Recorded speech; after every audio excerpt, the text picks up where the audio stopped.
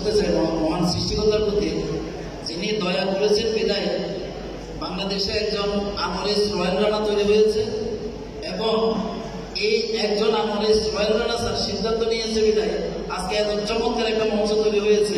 তো আমরা সর্বোচ্চ করতালি আজকে আমাদের ফাউন্ডার সিরিজের জন্য করতে চাই। অনেক বেশি আজকে অভিনন্দন জানাতে চাই তাদের প্রতি যারা সকাল সেশন এবং বিকেল সেশন দুই সেশনে নিজেদেরকে প্রমাণ করে আমাদের এই প্রোগ্রামে আজকে প্রত্যেকটা ব্যক্তি যারা সেলিব্রিটি হয়েছেন, আজকে পৃথিবীতে ফোটা সকল ফুলের শুভেচ্ছা তাদেরকে দিতে চাই, এবং আমরা সকলে মিলে সর্বোচ্চ করে তাহলে আজকে সকল সেলিব্রিটিদের জন্য দিতে চাই। আপনারা জানেন হাঁটে হাঁটে পা করে আজকে অ্যাক্সিডেন্ট গ্রুপ প্রায় 13 বছরের পদার্পণ করেছে। আমি আপনাদেরকে বলতে চাই, আমরা একটু আগে আমাদের সম্মানিত চেয়ারম্যান স্যারের চমৎকার কিছু মেসেজ পেয়েছি। অ্যাক্সিডেন্ট হল অ্যাগ্রোফুড কসমেটিক্স লিমিটেড কোনো ছোট প্রতিষ্ঠান নয়, এটা হচ্ছে আগামীর বিশ্বকে নতুন রূপ দেওয়ার মতো একটা প্রতিষ্ঠান, এবং এই প্রতিষ্ঠান গত 13 বছরে এই দেশের গণ্ডি পেরিয়ে পৃথিবীর প্রায় 13-14টা দেশে আমরা বিজনেস করছি।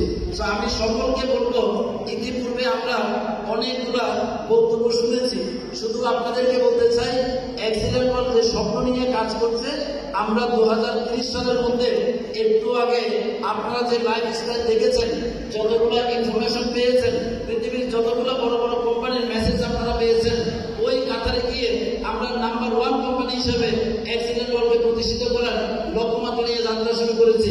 শুধু এখানে আজকে যারা আমার কথাগুলো শুনছেন, আপনাদের উদাত্ত আহ্বান জানাবো, আপনারা জানেন প্রতি বছর আমাদের শিক্ষা ব্যবস্থায় অনেকগুলো স্টুডেন্ট, প্রায় হাজার হাজার লাখ লাখ স্টুডেন্ট বাংলাদেশের সর্বোচ্চ ডিগ্রি অর্জন করে থাকে।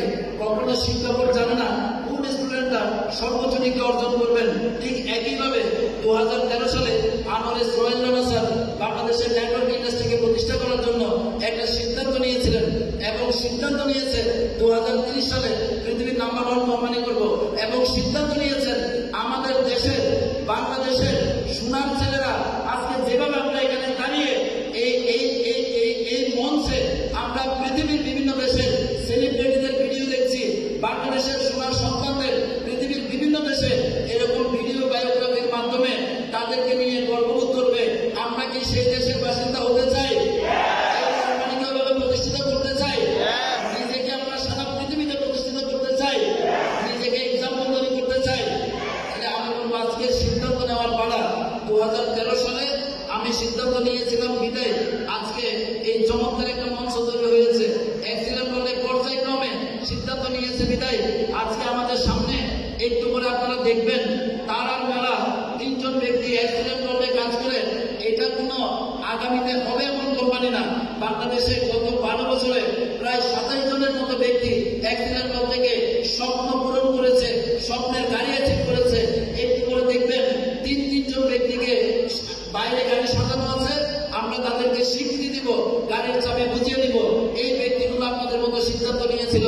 সকলের প্রতি উদাত্ত আহ্বান থাকবে, আসেন আমরা সকলে মিলে এই দেশকে পরিবর্তন করি, দেশের অর্থনীতিতে ভূমিকা রাখি, দেশকে বেকার মুক্ত করি। আর এই বেকার মুক্ত করার জন্য আনোয়ারিস রয়্যাল রানা স্যার সিদ্ধান্ত নিয়েছেন। পাশাপাশি ধন্যবাদ জানাই গণপ্রজাতন্ত্রী বাংলাদেশ সরকারের বিভিন্ন অধিদপ্তরে যারা এই জাতীয় কোম্পানিকে সহযোগিতা করছেন, এবং ধন্যবাদ জানাই এই হলে যারা বিভিন্ন মিডিয়া কর্মী আছেন, যারা প্রশাসনিক কর্মী আছেন, সকলের প্রতি অনেক বেশি ধন্যবাদ। বিভিন্নভাবে আমাদের সহযোগিতা করে অ্যাক্সিডেন্ট হলকে এগিয়ে যাওয়ার জন্য সহযোগিতা করছেন। সকলের সাথে প্রত্যেকের জন্য মন থেকে দোয়া থাকবে, আপনারা সকলে সফলতার মঞ্চে আসবেন।